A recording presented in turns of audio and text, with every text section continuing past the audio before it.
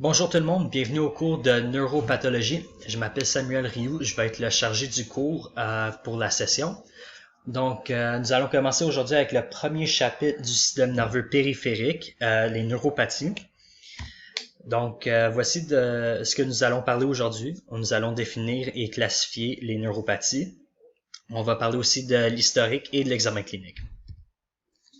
Donc, on peut définir la neuropathie périphérique en étant l'ensemble des affections du système nerveux périphérique. Donc, c'est-à-dire tout ce qui affecte les nerfs moteurs, les nerfs sensitifs, ainsi que les nerfs du système nerveux autonome. On classifie les neuropathies en utilisant 4 différents critères d'évaluation. On parle de distribution, de développement, d'atteinte et de fibre. Donc là, lorsqu'on parle de distribution, on parle de où exactement les symptômes du patient sont. Donc, chez une mononeuropathie, on parle de symptômes qui intéressent la distribution d'un seul nerf périphérique. Donc, si on parle de tunnel carpien qui affecte seulement le nerf médian, on parle donc d'une mononeuropathie. La mononeuropathie multiplexe ou multiple se trouve à être un patient qui a plusieurs mononeuropathies. Donc, par exemple, quelqu'un qui a un tunnel carpien, encore qui intéresse seulement le nerf médian, ainsi qu'un tunnel cubital, qui intéresse seulement le nerf ulnaire. Une polyneuropathie est une atteinte nerveuse bilatérale et symétrique, généralement distale, ce qui veut dire aux extrémités. La radiculopathie est une atteinte des racines nerveuses. La polyradiculoneuropathie est une atteinte de l'ensemble des racines nerveuses sensitives et motrices. Et la neuronopathie est une atteinte du corps cellulaire du neurone, soit moteur ou sensitif. Donc ici, sur le schéma, vous pouvez voir un peu la différence entre la distribution des différentes neuropathies. Donc la première personne ici, vous voyez, c'est une polyneuropathie, donc c'est bilatéral et symétrique. La mononeuropathie, donc la deuxième personne, vous voyez que c'est l'atteinte d'un seul nerf. Et la mononeuropathie multiple, la dernière personne, vous voyez que les atteintes sont pas bilatérales, ou ils peuvent être bilatérales, mais ne sont pas symétriques.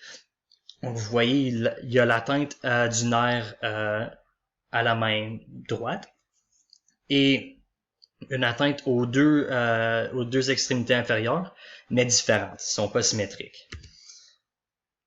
Donc, lorsqu'on parle de développement, on parle d'un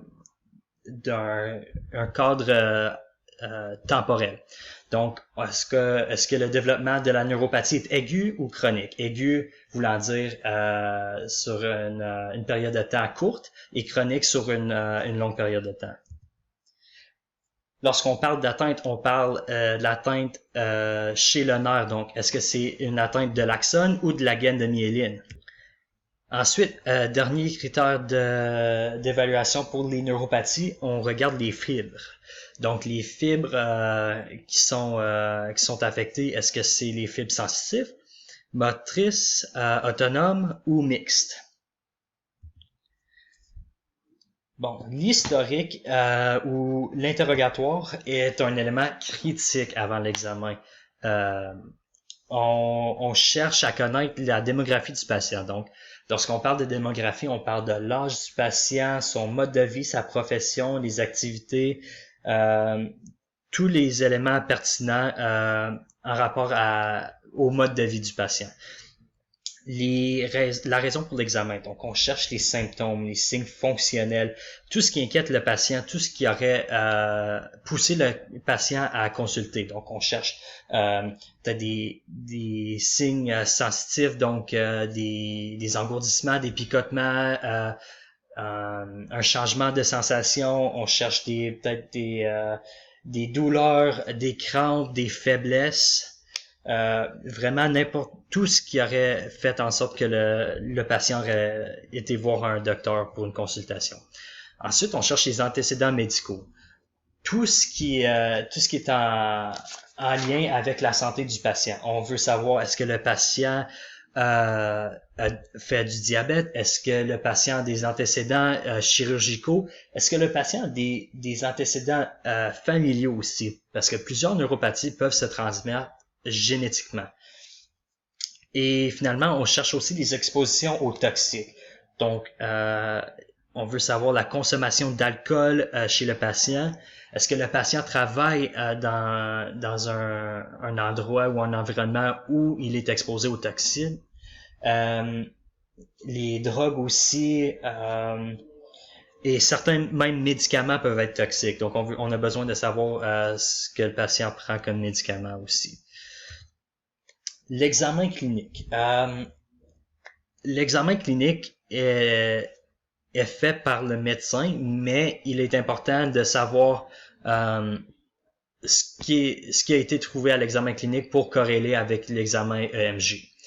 Donc, l'examen moteur du neurologue ou du physiatre inclut rechercher des paralysies, donc l'inhabilité de bouger, l'amyotrophie, donc la perte de muscles, les fasculations, donc lorsque les muscles sautent, et les réflexes. On a besoin de savoir si les réflexes sont normaux ou anormaux.